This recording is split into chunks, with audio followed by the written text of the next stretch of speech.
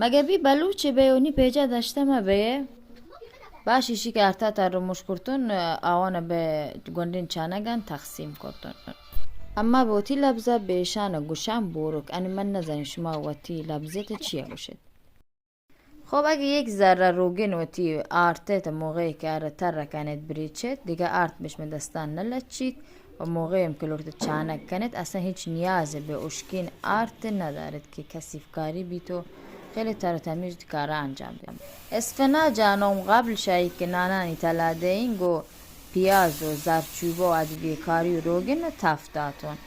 یک نان خیلی خوشمزده این که حتی زاگم توانم به عنوان میان بعد مدرسه هم برم.